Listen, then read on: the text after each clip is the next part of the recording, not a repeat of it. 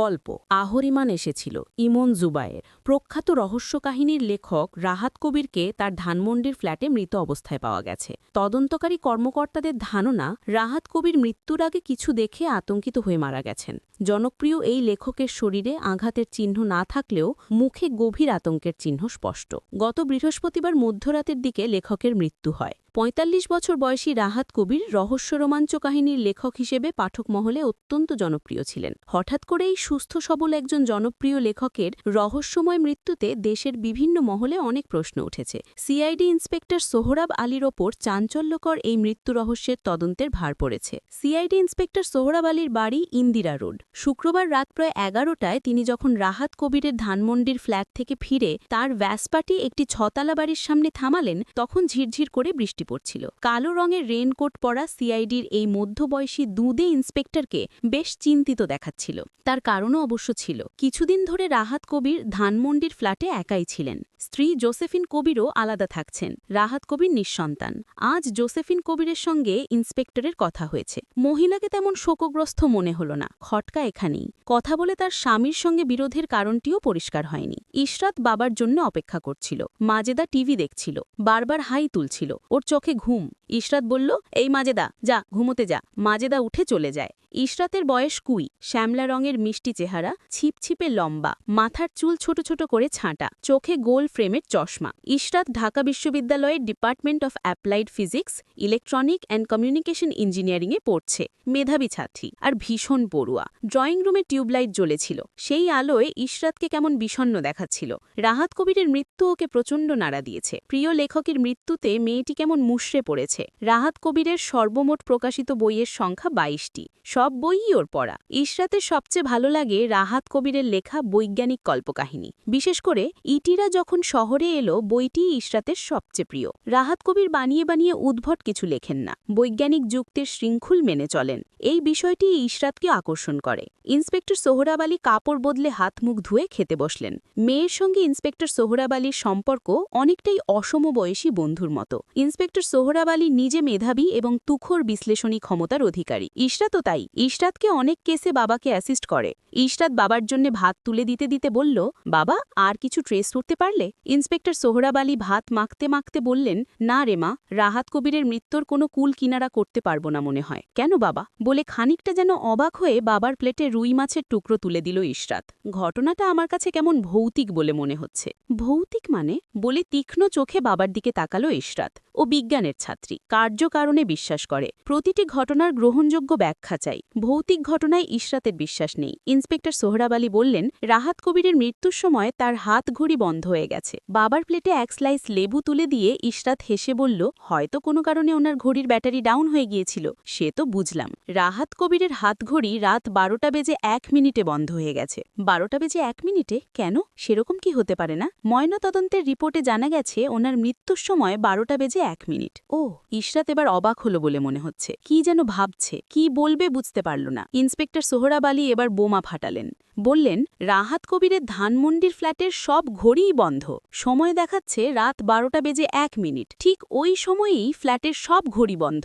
ভৌতিক না হলে কিভাবে সম্ভব? ইশরাত এবার ধাক্কা খেল। বিস্ময় ভরা চোখ চেয়ে রইল বাবার মুখের দিকে। বলল, কোইন্সিডেন্স? ইম্পসিবল। বলে ইন্সপেক্টর সোহরাব আলী ছোটখাটো হুঙ্কার ছাড়লেন। ইশরাত জানে ওর বাবার ভৌতিক ব্যাপার স্যাপারে বিশ্বাস আছে। খুব সাধারণ যৌক্তিক ঘটনায় অপ্রাকৃত বিষয় খোঁজে বাবা। ইন্সপেক্টর সোহরাব আলী বললেন, তাই বলছিলাম, কেসটা আমার কাছে লিটল বিট ভৌতিক বলে মনে হচ্ছে। এই নিরীহ নির্বিরোধী লেখকের শত্রু তো থাকার কথা না। তাছাড়া রাহাত কবির রাজনৈতিক লেখা লেখেন না। ইশরাত এবার নরম সুরে জিজ্ঞেস করল, বাবা, রাহাত কবির কি ডিভোর্সড? না না, ওদের ঠিক ডিভোর্স হয়নি। রাহাত কবিরের স্ত্রী জোসেফিন কবির কিছুদিন ধরে কলাবাগানে একটি ফ্ল্যাটে আলাদা থাকছেন।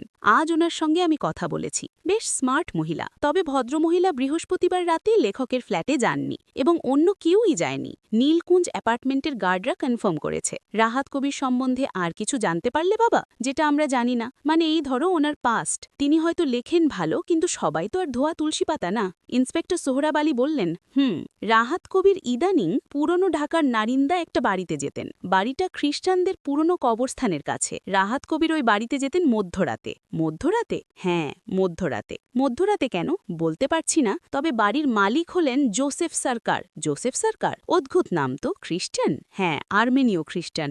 আর্মেনীয় বলছো কি বাবা? আর্মেনীয়রা কি এখনো পুরনো ঢাকায় আছে বাবা? ইন্সপেক্টর সোহরাব আলী ঢকঢক করে এক গ্লাস পানি খেয়ে বললেন, কিছু আর্মেনীয় এখনো ঢাকায় আছে, তবে সবাই মিশ্র রক্তের। বলে হাত ধুতে উঠে গেলেন। ইশরাত বাথরুমের দরজায় দাঁড়িয়ে বলল, বুঝলাম, কিন্তু রাহাত কবির নারিন্দার ওই বাড়িতে মধ্যরাতে কেন যেতেন? বাড়িটা কাল্ট অফ আহরিমানের সাউথ এশিয়ার হেডকোয়ার্টার। কি?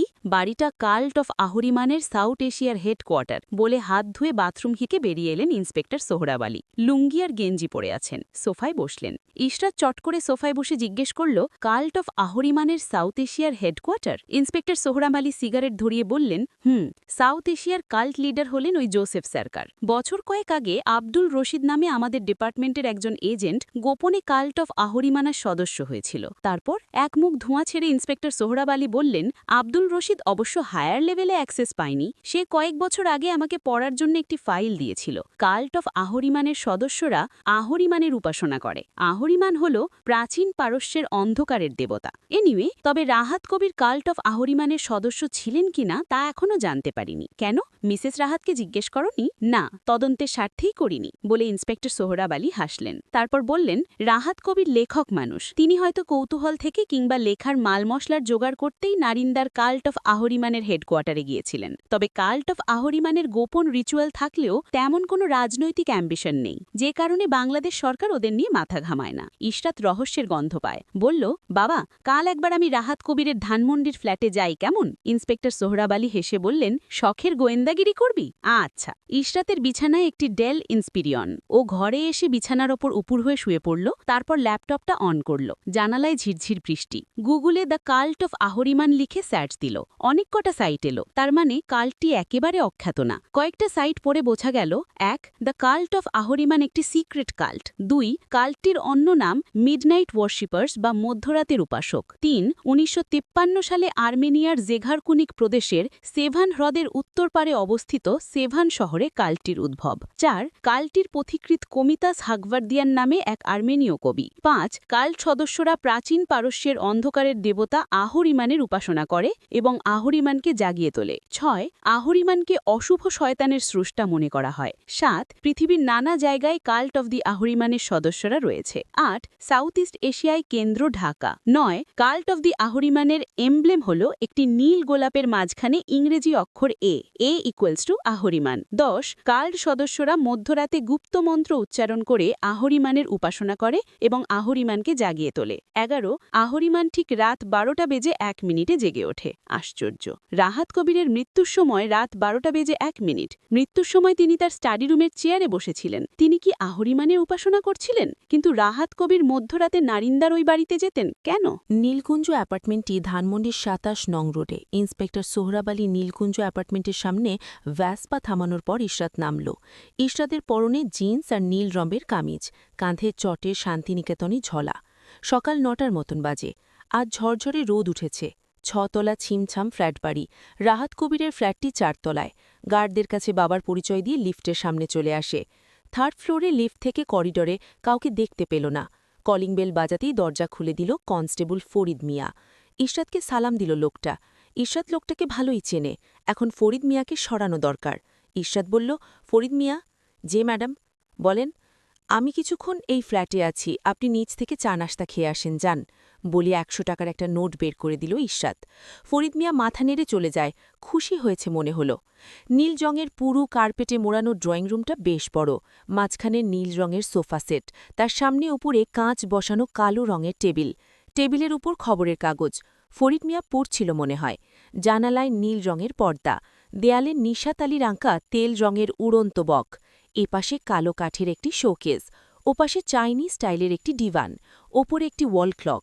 ১২টা বেজে ১ মিনিট বাজে। ইশরাত দ্রুত ঘরগুলি একবার ঘুরে এলো।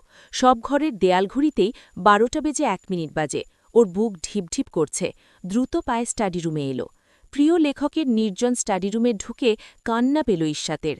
স্টাডি রুমটা ছোটই, কয়েকটি বইয়ের আলমারি, লেখার একটি ডেস্ক আর কালো রঙের রিভলভিং চেয়ার। ওই চেয়ারে রাহাত কবিরকে মৃত অবস্থায় পাওয়া গেছে। পিছনের জানালায় পর্দা সরানো বলে রিভলভিং চেয়ারের রোধ করেছে। বইয়ের আলমারিতে বাংলা ইংরেজি বইয়ে ঠাসা। একটা বইয়ের উপর চোখ আটকে গেল ওর। বইটার নাম my experience with the cult of Ahriman, লেখক আর্থার স্ট্রিটন। আলমারির পাল্লা খোলাই ছিল। বইটা বের করে শান্তিনিকেতনী ঝোলায় ভরে নিল ইশরাত। ইশরাত দ্রুত ভাবছিল, মৃত্যুর রাতে রাহাত কবির কিছু কি লিখছিলেন? কি লিখছিলেন? ডেস্কের উপর একটি লেখার প্যাডে ৮ পৃষ্ঠার মতন লেখা। আশ্চর্য, বাবার চোখে এই প্যাডটা পড়েনি। ইম্পর্টেন্ট ক্লু হতে পারত। ইশরাত প্যাডটা তুলে নিয়ে শান্তিনিকেতনী ঝোলায় ভরে নিল। তখনই ড্রয়িং রুমের দরজায় শব্দ হলো। ফরিদ আলী এলো? এত তাড়াতাড়ি? ইশরাত ড্রয়িং রুমে চলে এলো। মেইন এন্ট্রেন্সের কাছে কালো রঙের সালোয়ার কামিজ পরা একজন মহিলা দাঁড়িয়ে আছেন। মহিলার গায়ের রং ফর্সা। ঈষৎ লালচে চুল পিছন দিকে টানটান করে বাঁধা, কানে বড় গোল রিং, কাঁধে বাদামি রঙের ব্যাগ। মহিলার বয়স 40-এর কাছাকাছি হবে। ভারী স্মার্ট মহিলা। ইশরাতকে দেখে এগিয়ে এসে বললেন, হ্যালো, আই এম জোসেফিন কবির। ওহ, আমি ইশরাত আলী। আমি আমি ইন্সপেক্টর সোহরাব আলীর মেয়ে। আমি এই কেসটাই বাবাকে অ্যাসিস্ট করছি। ও ইজ ইট? বলতে বলতে জোসেফিন কবির স্টাডি রুমে যেতে থাকে। ইশরাত পিছন পিছন হাঁটতে থাকে। বাতাসে পারফিউমের গন্ধ। জোসেফিন কবির বলল, মিস আলী, আমি কিছু জিনিসপত্র নেব, আমার পারমিশন আছে। ইশরাত কাজ ঝাঁকিয়ে বলল, দেন ইটস অল রাইট। জোসেফিন কবিরের চোখ ডেস্কের ওপর ঘুরছে।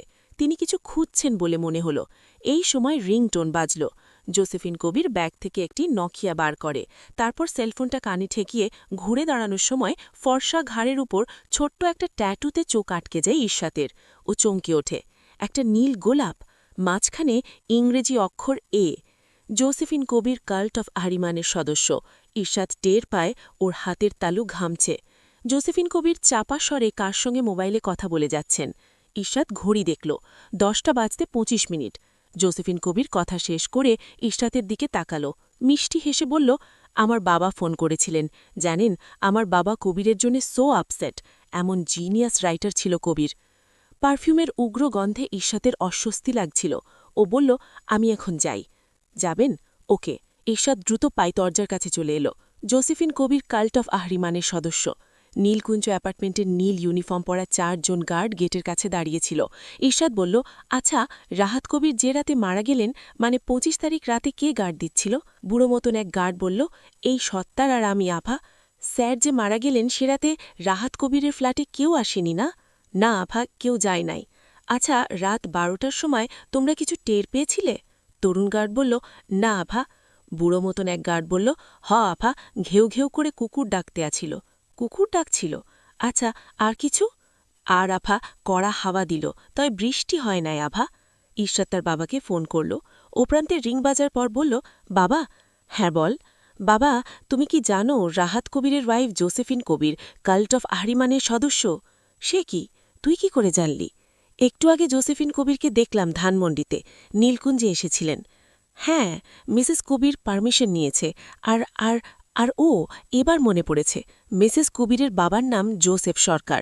তিনি কাল্ট অফ আহরিমানের কাল্ট লিডার। ও প্রান্তে খড়খড় করে যান্ত্রিক স্বর শোনা গেল। ইশরাত বলিও, আচ্ছা বাবা, তোমার সঙ্গে পরে কথা হবে। ওকে। বাড়ি ফিরে রাহাত কবিরের লেখার প্যাড আর কাল্ট অফ আহরিমান বইটা নিয়ে বসল ইশরাত। আগে রাহাত কবিরের লেখা তুলে নিল। বল পয়েন্টে নীল কালিতে লেখা। শব্দ সব পরিষ্কার না, তবে বোঝা যায়। মাত্র 4-5 লাইনের মতন লেখা। পড়তে থাকে ইশরাত। হল ঘরে উপাসকদের মধ্যে দাঁড়িয়েছিল রুদ্র। 28 বছর শরীরের টেনশন। রাত 12টা। রাস্তায় কুকুর ডাকছিল। বাতাস আছড়ে পড়ে বন্ধ জানালায়। 1 মিনিট পর হলঘরের দেয়াল ঘড়ি বন্ধ হয়ে যায়। সে এসেছে। সে আহরিমান, শয়তানের সৃষ্টিকর্তা আহরিমান। সে উঠে এসেছে নরকলোক থেকে। হলঘরে আবঝা অন্ধকার। উপাসকদের হৃদয় তৃষ্ণা জেগে উঠেছে। সে দেখতে পায় ছায়ামূর্তি। আহরিমান, মহান প্রভুর পরনে কালো আলখাকলা, মুখ কালো মুখোশে ঢাকা। এটাই রাহাত কবিরের শেষ লেখা। ইশরাত দীর্ঘ নিঃশ্বাস ফেলে। মাজেদা পানি দিয়ে গেছে। পানি খেয়ে আর্থার স্ট্রিটনের বই পড়া শুরু করল ইশরাত। আর্থার স্ট্রিটন ছিলেন অস্ট্রেলিয়ান নেভিতে। অকাল্ট সায়েন্সে আগ্রহ ছিল। ভগ্নিবাতার মাধ্যমে কাল্ট অফ আহরিমান সম্বন্ধে জানতে পারেন। চাকরি ছেড়ে স্ট্রিটন কাল্ট অফ আহরিমানের সিডনি সেন্টারে যোগ দেন। কাল্ট মেম্বার হিসেবে মধ্যরাত্রে আহরিমানের উপাসনা করেন। বইতে গুপ্ত মন্ত্র উচ্চারণ করে আহরিমানকে জাগিয়ে তোলার বিশদ বর্ণনা দিয়েছেন। লিখেছেন, আহরিমান ঠিক 12:01 জেগে ওঠে। সে এক ভয়ানক দৃশ্য। অপরিচিত কেউ কালো খাকলা পরা আহরিমানকে দেখলে হার্ট অ্যাট্যাক করবে। তবে দৃশ্যমান আহরিমানের স্থায়িত্ব মাত্র 1 মিনিট। এরপর কাল্টের সদস্যরা অন্যান্য গোপন রিচুয়ালে মগ্ন হয়ে পড়ছে ঈর্ষাদ। মাজেদা কখন টেবিলের উপর চা রেখে গেছে টের পায়নি ঈর্ষাদ। ইন্সপেক্টর সোহরাব আলী হাত 11টার দিকে ফিরলেন। ঈর্ষাদ বলল, শোনো বাবা, নেটে সার্চ করে আর একটা বই পড়ে কাল্ট অফ আহরিমান সম্বন্ধে অনেক কিছু জেনেছি। ইন্সপেক্টর সোহরাব আলী বললেন, বল, শুনি, কি জানলে? কাল্ট অফ আহরিমানের সদস্যরা মধ্যরাতে উপাসনা করে, প্রাচীন মন্ত্রে কাল্ট অফ আহরিমানকে জাগায়। আহরিমান কখন জেগে ওঠে জানো? কখন? ঠিক 12:01। ঈর্ষাদ বলল, রাহাত কবির তো ঠিক ওই সময়তেই মারা গেল না বাবা? ইন্সপেক্টর সোহরাব আলীর মুখ কেমন ভীষণ গম্ভীর দেখাচ্ছে। ঈর্ষাদ বলল, একবার ভেবে দেখো তো বাবা, রাহাত কবিরের শরীরে আঘাতের চিহ্ন নেই, অথচ মুখে আতঙ্কের চিহ্ন রয়েছে। কি দেখে ভয় পেয়েছেন এবার বুঝতে পারছ? মনে হচ্ছে বুঝতে পারছি বাবা। কাল্ট লিডার হওয়ায় রাহাত কবিরের স্ত্রী জোসেফিন কবির আগে থেকেই কাল্ট অফ আহরিমানে ইনভলভড। দুজনের সম্পর্কের তিক্ততার কারণ সম্ভবত ওই কাল্ট। রাহাত কবির হয়তো ব্যাপারটা পরে জেনেছে, পছন্দ হয়নি। জোসেফিন কবির আজ স্টাডি রুমে কিছু একটা খুঁজছিল। কি বলতো? কি? আহা, গেস্ট করো না। কাঁধ ঝাঁকিয়ে বললেন, ক্যানট। রাহাত কবিরের লেখার প্যাড। বুঝেছি। অবশ্য আমি ওটা সরিয়ে ফেলেছি। গুড। রাহাত কবির ইদানিং পুরনো ঢাকার নারিন্দায় ওই বাড়িতে যেতেন। হয়তো তিনি কাল্টকে বুঝতে চেয়েছেন। স্ত্রীকে হারিয়ে বিমর্ষ ছিলেন। তিনি লেখক মানুষ, তিনি কাল্ট নিয়ে গল্প উপন্যাস লেখার কথাও ভাবতে পারেন। কাল্ট অফ আহরিমান একটি সিক্রেট কাল্ট। কাল্টের সদস্যরা সম্ভবত চায়নি রাহাত কবির কাল্ট নিয়ে লিখুক। বুঝলাম, কিন্তু তাই বলে ফ্ল্যাটের সব ঘড়ি 12:01 কেন বন্ধ হয়ে গেল? গ্যাস কর। কি? কেন ফ্ল্যাটের সব ঘড়ি 12:01 বন্ধ হয়ে গেছিল? কেন? আহরিমান এসেছিল। ও হ্যাঁ বাবা, রাহাত কবিরের মৃত্যুর ব্যাপারে জোসেফ সরকার আর জোসেফিন কবিরকে রিমান্ডে নিয়ে জিজ্ঞাসাবাদ করা দরকার। এক্ষুনি ব্যবস্থা করছি বলে ইন্সপেক্টর সোহরাব আলী কয়েকটা জায়গায় ফোন করলেন। তারপর বললেন, তুই ফোনটা অন রাখিস, আমি তোকে আপডেট দেব। ওকে বাবা।